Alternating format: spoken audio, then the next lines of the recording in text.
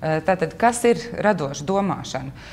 Ir vairāk veidi, kā par to runāt, un viens no tiem ir, ka radošs ir tas, kas no maznozīmīgas, nepopulāras idejas palīdz attīstīt kaut ko reāli pielietojamu, kaut ko tādu, par ko citi cilvēki noklausoties vai ieraugot teiktu, nu, kā gan tas man nebija ienācis prātā.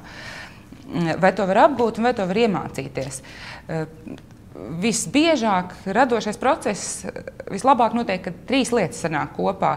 Ir cilvēka zināšanas, ir cilvēka vēlēšanās, ir vajadzība kaut ko mainīt vai uzlabot, un visbeidzot ir prasmes pielietot kaut kādas noteiktas tehnikas. Un labā ziņa ir tā, ka ja jums ir zināšanas, ja jums ir vēlēšanās, tad prasmes var apgūt. Vai to var izdarīt pats? Jā, pilnīgi noteikti var.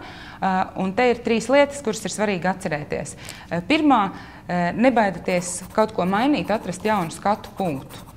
Jebkurai lietai savā dzīvē.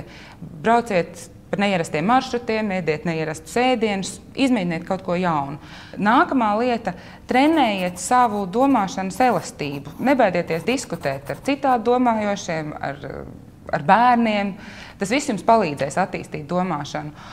Un visbeidzot atcerieties, ka ļoti svarīgs ir rotaļīgums un pozitīva attieksme un arī tāda sadarbība. Tā kā varbūt neatsakiet arī citiem, kas nāk pie jums pēc jaunām idejām, un varbūt turiet vienmēr kabatā zīmolu vai pildspalvu, lai šīs idejas varētu piefiksēt.